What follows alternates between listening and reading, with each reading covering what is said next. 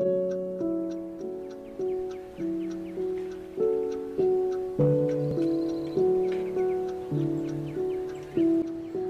আলাইকুম সবাইকে, কেমন আছেন সবাই? আশা করি সকলে অনেক ভালো আছেন। আমরাও আলহামদুলিল্লাহ অনেক ভালো আছি। তো আজকে আমি আপনাদের সাথে শেয়ার করব আমার ডিপ ফ্রিজ অর্গানাইজেশন।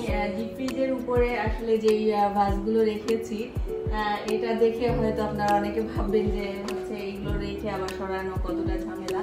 তবে আমি একটু ঝামেলা মাঝে মাঝে আছে, সৌন্দর্যের কারণে ঝামেলাটা করতে পছন্দ করি। তো আমি যদি আমার প্রয়োজন হয় আমি কি করি, এগুলোকে সরিয়ে নিই। এটা করতে আসলে একদম কয়েক সেকেন্ডের বিষয়। আমি জাস্ট এটাকে সরিয়ে নিই। আর আমার ফ্রিজটাকে ভালো রাখার জন্য আমি একটা কভার দিয়েছি। এই কভারটা আমি বহুমাত্রা থেকে নিয়েছি, অনেক বছর হয়ে গিয়েছে, এখনো আছে, আলহামদুলিল্লাহ ভালো আছে। এটার সাথে ম্যাগনেটিক যে আছে, যার কারণে এটা যখন এই যে লাগানো হয় তখন এটা যখন উঁচা করা হয়, ফ্রিজটা যখন উঁচা করা হয় তখন কিন্তু এটা সরে। যে হচ্ছে আমার ফ্রিজ 350 লিটারের ফ্রিজ, মাঝারি সাইজটা আমি এলজি থেকে নিয়েছি। এই তো এখন আমি আপনাদেরকে দেখাচ্ছি আমার ফ্রিজটা আমি কিভাবে অর্গানাইজ করেছি। এই হচ্ছে আমার টোটাল ফ্রিজের ভিউ। আমি খাবারগুলো বক্সে করে রাখি। এই চেম্বারটাতে আমি আমার যে চিজ, পনির বা ফ্রোজেন আইটেম যেগুলো থাকে সেইগুলো রাখি। এখানে আমি এই সাইডটাতে চলে আসি, কারণ এটা আমি আলাদা করেছি। এই সাইডে আমি যেমন এইটার মধ্যে চালের গুঁড়া রেখেছি। চালের গুঁড়াটা সবসময় কিন্তু লাগে না, যার জন্য এইটা যদি আমি ডিপে রাখি অনেক দিন ভালো থাকে, কখনোই নষ্ট হবে না। এই কারণে চালের গুঁড়াটা রাখি। আর এই যে এটাতে আছে ব্রেড গ্রাম, আমার যখন লাগে আমি কিন্তু ফ্রিজ থেকে বের করে নিই। আমি আসলে আইডেন্টিফাই করিনি, মানে লিখে দেইনি, কারণ এক এক সময় এক এক রকম বক্স আমি যখন ইউজ করি তো প্রত্যেকটা বক্সে তো আর নাম লেখা সম্ভব না। এই যে আমি বাটারটা এই সাইডে রেখেছি, এটাই বাটার। আমার এক্সট্রা বাটার থাকলে আমি এইভাবে রাখি। এই মিল্কগুলোকে এই বাস্কেটে রেখেছি, তারা এটা এইভাবে রাখলে হয় কি ইউজ করতে খুবই সুবিধা হয়। আর এটা যেহেতু কভার করা, এটার উপরে আমার অন্য বক্সগুলো রাখতে। আমি এই বক্সটাতে বেসন রেখেছি, যেহেতু এই অনেকগুলো বেসন একবারে অনেক দিন ধরেই আমি বছর ভরে এটা খেতে পারবো। আর এইটা আমি রেখেছি ছোলা।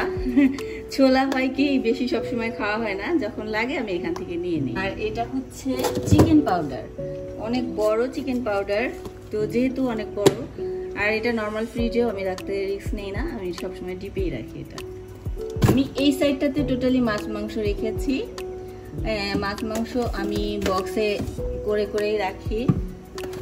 এটাতে আছে রুই মাছটা আছে এটাতে আছে মাংস। এই যে মাংস যতটুকু লাগে এখান থেকে নিয়ে নিই।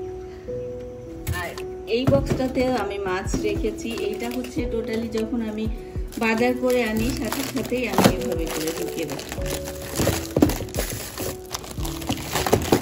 যেহেতু ছোট পরিবার, আমাদের অনেক বেশি কেনাকাটাও থাকে না ওইভাবে, খুব বেশি একবারে কিনে ডিপ ভরে রাখার কাজ রাখি না।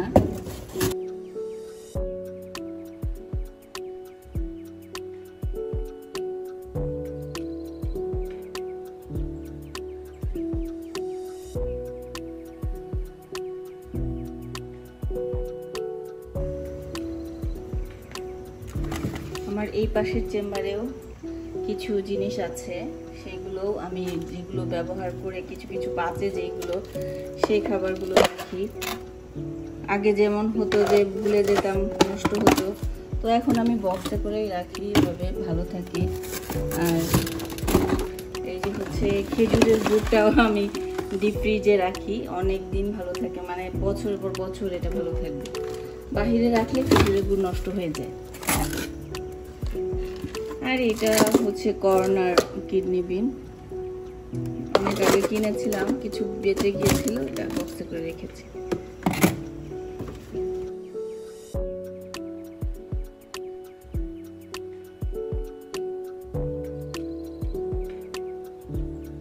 এভাবে করে আমি রাখি। আমার কাছে মনে হয় যে এইগুলো যদি আমি পলিতে আলাদা রাখতাম তাহলে এত বড় একটা ডিপে খুঁজে নিতে, মানে আইডেন্টিফাই করতে অনেক কষ্ট হতো। এই কারণে আমি এইভাবে অর্গানাইজ করেছি। এই তো ছিল আপনাদের সাথে শেয়ার করা আমার ছোট্ট একটা ভিডিও। কেমন লেগেছে অবশ্যই কমেন্ট করে জানাবেন, সেই সাথে লাইক করতে ভুলবেন না। যারা আমার চ্যানেলকে সাবস্ক্রাইব করেছেন তাদেরকে অসংখ্য ধন্যবাদ। যারা এখনো আমার চ্যানেলকে সাবস্ক্রাইব করেনি তারা প্লিজ আমার চ্যানেলকে সাবস্ক্রাইব করে আমার সাথেই থাকবেন।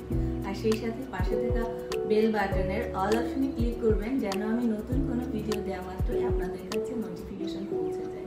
ফিরে আসবো নতুন কোনো ভিডিও নিয়ে। সেই পর্যন্ত সবাই ভালো থাকবেন, সুস্থ থাকবেন এই শুভকামনায়। আল্লাহ হাফেজ।